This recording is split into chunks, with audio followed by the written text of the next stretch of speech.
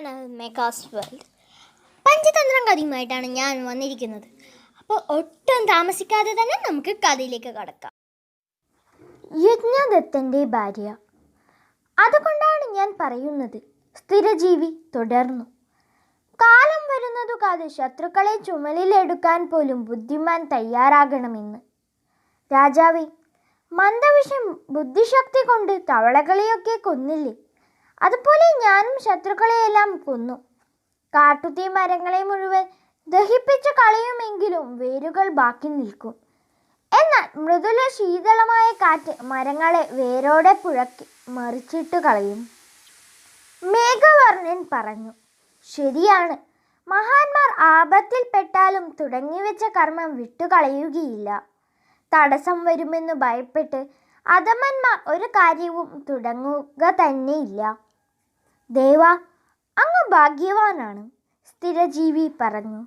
അങ്ങയുടെ ഭാഗ്യം കൊണ്ടാണ് തുടങ്ങിവെച്ച കാര്യങ്ങൾ മുഴുമിക്കാൻ സാധിച്ചത്. പലപ്പോഴും ശൗര്യം കൊണ്ട് മാത്രം കാര്യം നടന്നുവെന്ന് വരികയില്ല.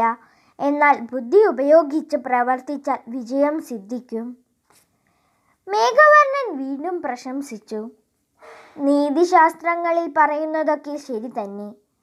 അങ്ങ് യജമാനന്റെ പക്കൽ നിന്ന് ദ്രോഹം അനുഭവിച്ച എന്ന ഭാവത്തിൽ ചെന്ന് അരിമർദ്ദനന്റെ വിശ്വാസം സമ്പാദിച്ച് അവന് സപരിവാരം ഒടുക്കിക്കളഞ്ഞുവല്ലോ. ഒരു സംഗതി പ്രയാസപ്പെട്ടു സാധിക്കേണ്ടതാണെങ്കിൽ ആദ്യം തൊട്ടു തന്നെ തുടങ്ങുകയാണ് വേണ്ടത്, സ്ഥിരജീവി പറഞ്ഞു. കാട്ടിൽ കൂടി വഴിവെട്ടേണ്ട ആവശ്യം വന്നാൽ എത്ര ഉയർന്നതും അപൂർവവും മഹത്വമായ വൃക്ഷമാണെങ്കിലും ആദ്യം തന്നെ മുറിച്ചു കളയാൻ മടിക്കാറില്ലല്ലോ. അല്ലെങ്കിൽ പ്രഭു, ഉറച്ച മനസ്ഥിതി ഇല്ലാത്തവരും പ്രയത്നിക്കാൻ ബന്ധപ്പെടുന്നവരും ഓരോ അടി വയ്ക്കുമ്പോഴും ദോഷം കണ്ടെത്തുന്നവരും ഇച്ഛിച്ച ഫലം സിദ്ധിക്കാതിരിക്കുമ്പോൾ വല്ലതും പറഞ്ഞൊഴിയുന്നവരുമായ ജനങ്ങൾ പരിഹാസപാത്രങ്ങളായി ഭവിക്കും. ഇടയ്ക്കിടെ പാമ്പിനെ കാണുന്ന വീട്ടിൽ കിടന്നാൽ ഉറക്കം വരില്ല. ഒന്നുകിൽ പാമ്പിനെ കൊല്ലണം, അല്ലെങ്കിൽ പിടിച്ചു കെട്ടണം. എന്നാൽ മാത്രമേ ഉറങ്ങാൻ കഴിയൂ. ഇപ്പോൾ എനിക്ക് മനഃശാന്തി കൈവന്നു. രാജ്യത്തിൽ ശത്രുക്കൾ ഇല്ലാതെയായും കഴിഞ്ഞു.